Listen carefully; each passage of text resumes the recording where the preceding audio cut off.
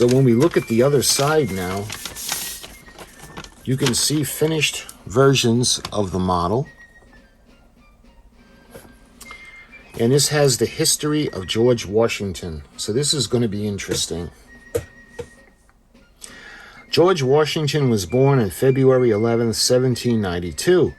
But due to a calendar change, his birthday is now celebrated on February 22nd.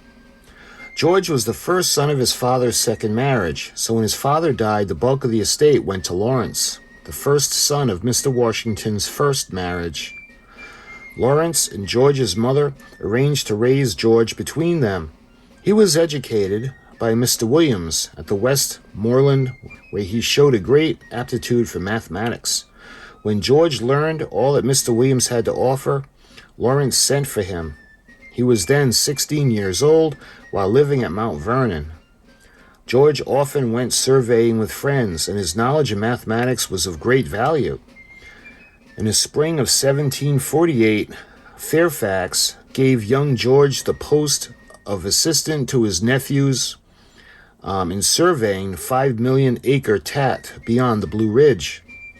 The trip lasted for a month, and Washington enjoyed it so much that he worked and studied all summer, passed his examinations, and became a public surveyor. In the autumn, George left Mount Vernon for several years of surveying beyond the Blue Ridge. Early in 1751, the rumor of war was heard, this in Mount Vernon as well. Since George knew nothing of war, Jacob Van Bram was hired to teach him the use of a broadsword. George, with a never-ending quest for knowledge, borrowed treatises on military tactics to study. All of his war preparations stopped abruptly when Lawrence became quite ill. An ocean voyage to the West Indies was advised, and George accompanied him, and while there, contracted smallpox, the scars of which he carried for the rest of his life. They came home, and Lawrence died in July, and George inherited Mount Vernon. And although he knew little of farming and plantation life, he cared a great deal and was willing to learn. And there was still talk of war. The French had gained control of the St. Lawrence and Mississippi rivers. The English realized that unless they took possession of the rich territory west of the Alleghenies, they would lose the heart of the continent. To stop this, the Ohio Company was formed in Virginia to colonize the upper east bank of the Ohio River. The French built forts to prevent colonization. Governor Dinwiddie, Virginia, sent George Washington to Fort Venango with a message to warn off the French intruders. Washington was chosen because he was young, only 21 years at the time. He was daring and familiar with the terrain. This from his survey expeditions. The French sent back an answer that there was plainly a challenge to fight.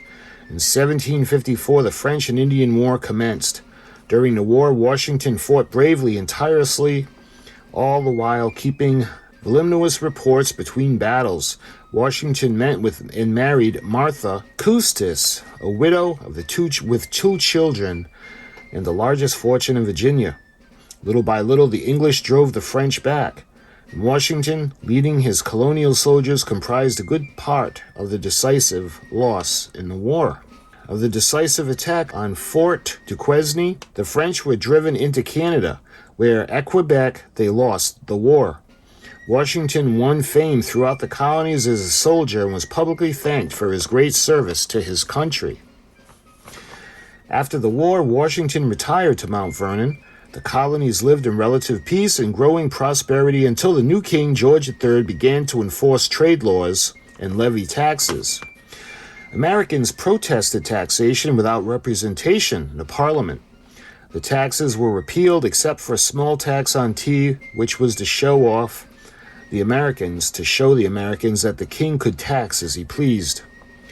Under Samuel Adams, citizens disguised as Indians boarded the 3 ships and dumped all the tea chests, approximately $100,000 worth, into Boston Harbor.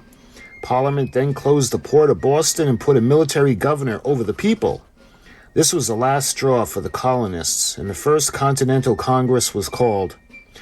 It met at Carpenter's Hall in Philadelphia on September 5th of 1774 to decide the course of the colonists should take before It was adjourned on October 21st.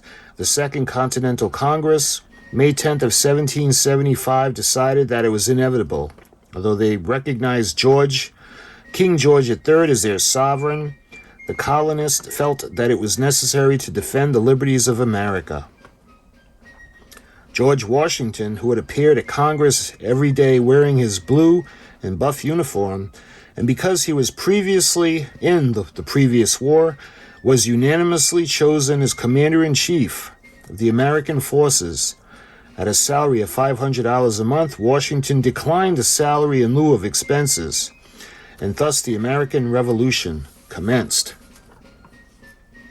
For the American soldiers, the war meant strife and starvation. Troops were untrained. Washington was often at his wits' end. Recruits and volunteers, sometimes whole companies at a time, left on their own accord, never to return. Supplies were long in coming and non-existent. What few firearms were there were for the most part lacking ammunition.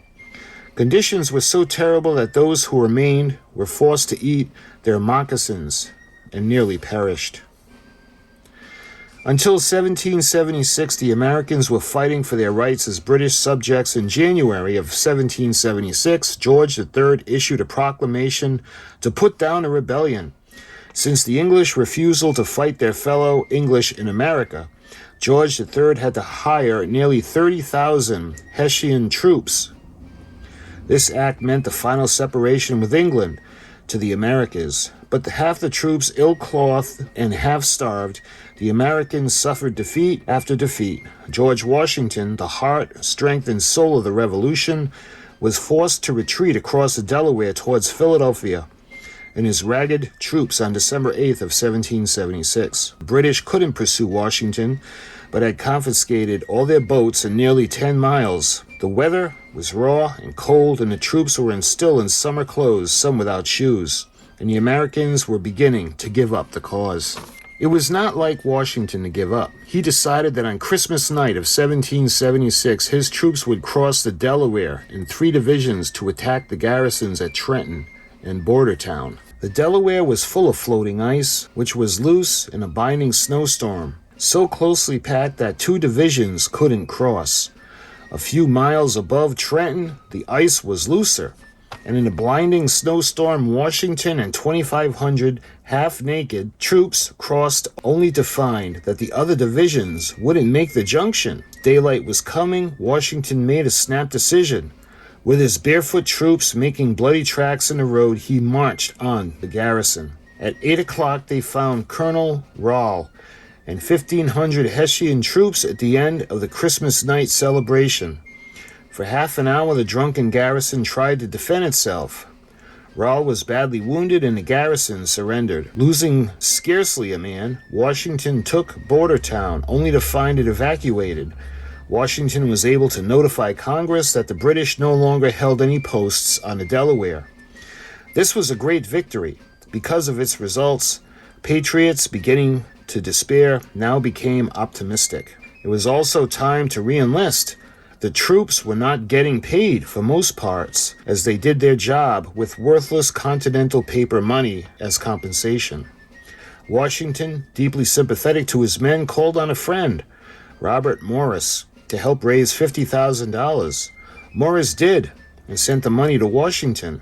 It was another great victory. It saved the army. While encamped at Valley Forge, Washington received word that the France pledged men, ships, and money to the American cause. The British, now frightened, promised the Americans everything except independence. The war continued. At Yorktown, a scene of the decisive battle, Washington outwitted Cornwallis, who surrendered on October 19th of 1781. After more than 6 years, Washington and America were finally victorious. At the end of the war, Washington retired to Mount Vernon again, where he lived peacefully for 8 years. In 1789, he was called upon the surface of his country again, this time in the capacity of the first President of the United States. He served for 2 terms from 1789 to 1797 over the 13 colonies, which were struggling to become a new nation. Washington refused a 3rd term, pledging age and infirmity, and again retired to Mount Vernon. He would later die in 1799. So that is the history of George Washington as seen through the eyes of Aurora. And look at the finished model kit.